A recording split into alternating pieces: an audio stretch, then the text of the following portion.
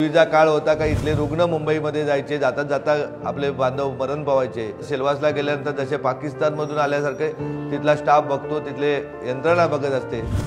रुग्णसेवा ही ईश्वर सेवा आहे। जात पात धर्म या पलीकडे या हॉस्पिटलमध्ये सेवा केली जाते। नमस्कार, हे आपलं झडपोलीचं जिजाऊ संस्थेचं हॉस्पिटल आपण पाहिलं असेल। भगवान महादेव सांबरे रुग्णालय जे 130 खाटांचं रुग्णालय आहे।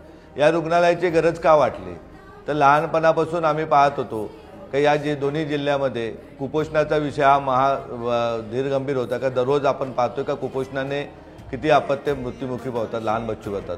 दर 8-15 दिवसांनी आपण पाहतोय, मग ते शहापूर राहू दे, भिवंडी राहू दे, ठाणा राहू दे किंवा जव्हार मोखाडा विक्रमगड राहू दे, का डिलिव्हरीच्या वेळेस आमची ताई व्यवस्था नसल्याने उपचारासाठी नाशिक किंवा सेल्वासला जाते किंवा ठाणा मुंबईच्या एखाद्या खाजगी रुग्णालयात येऊन पोहोचते।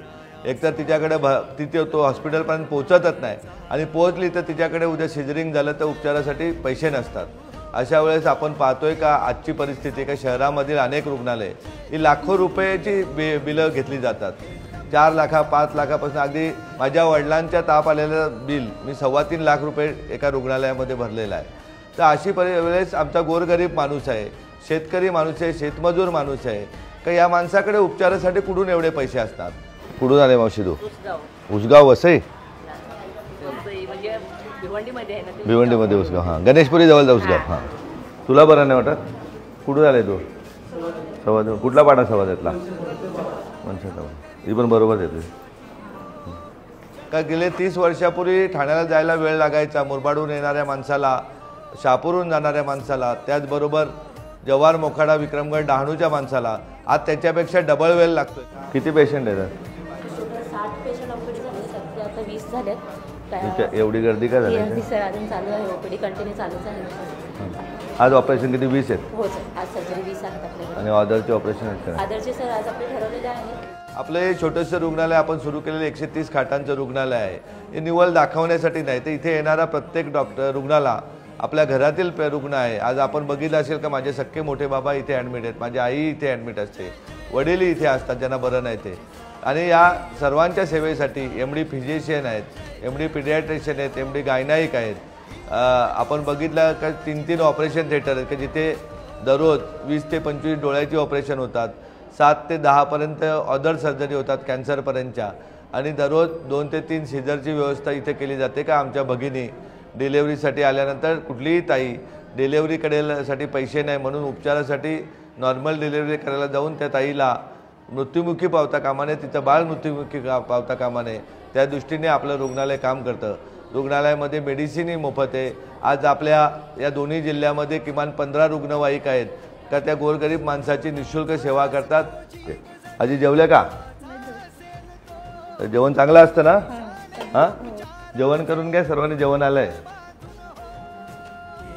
आपला पोलीस कर्मचारी वाढायचे होते का ते सिरियस झाले होते, त्यांना ॲडमिट केलं।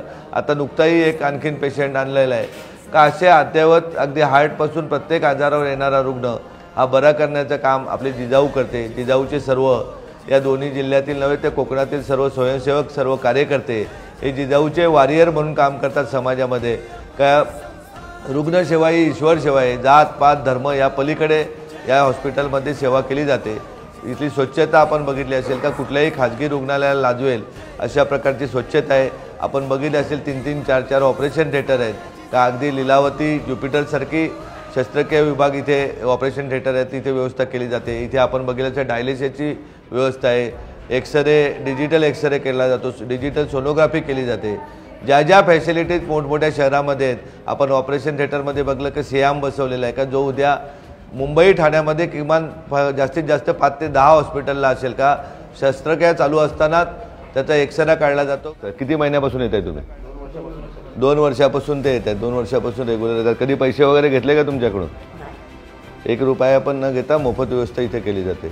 इथे प्रत्येक गोष्टीसाठी तज्ज्ञ डॉक्टरांचा पुरवठा केला जातो। अगदी मुंबईतनं डॉक्टर इथे आणले जातात, वापीवरून आणले जातात। पूर्वीचा काळ होता का इथले रुग्ण मुंबईमध्ये जायचे, जाता जाता आपले बांधव मरण पावायचे। गुजरातला आपले रुग्ण गेल्यानंतर सेल्वासला गेल्यानंतर जसे पाकिस्तानमधून आल्यासारखे तिथला स्टाफ बघतो, तिथले यंत्रणा बघत असते। तर आता आपल्या दोन्ही जिल्ह्यातील कानाकोपऱ्यातील रुग्णांना हे जिजाऊचे हे रुग्णालय हे जीवनदायी ठरलेले, प्रेरणादायी ठरलेले का प्रत्येकाचा जीव वाचवण्याचं काम आजारी रुग्णाचं जिजाऊ करते. डबल बोलवले बुधवारी डबल बोल. नदी टाकलेली आहे ना ती काढायला. काय काळजी नका करू, डॉक्टरने सांगितलं तेवढं ऐका. हां मला चालेल. किती भिवंडीला आमच्या इकडे त्यांचं. किती सांगितलं होतं भिवंडीला पैसे? भिवंडीला 80 सांगितले का? 80,000 रुपये भिवंडीला सांगितले होते. बघा आपल्याकडं मोफत झालं. चालेल हो, जेवण करा इथे, जेवण सांगतो. हां जिजाऊचा प्रत्येक कार्यकर्ता हे रुग्णालय निवळ जिजाऊ संस्थेचं किंवा निलेश सांबरेचं नसून या समाजातील दिनदुबळ्यांचं आहे. दिनदुबळा गोरगरिबांना इथे उपचार झाला पाहिजे अशा प्रकारची सेवा हे रुग्णालय देत राहतं आहे आणि असंच आयुष्यभर देत राहील. आपण बघितलं मेडिकलचा स्टॉक किती मोठा आहे. दररोज किमान 2 ते 3 मेडिकल कॅम्प आपल्या दोन्ही जिल्ह्यामध्ये होतात. कुठल्याही रुग्णांना डोळ्याचं ऑपरेशन असेल तर कॅन्सरपर्यंतच्या शस्त्रक्रिया या रुग्णालयात केल्या जातात. डायलिसिसची व्यवस्था लागेल तर डायलिसिसची गरज केली जाते. मनुष्य सेवा ही ईश्वर सेवा आहे समजून जिजाऊ संस्था काम करते. निलेश सांबरे काम करतो. सर्व जिजाऊचा परिवार या संस्थेमध्ये ईश्वर सेवा समजून काम करतो. नमस्कार.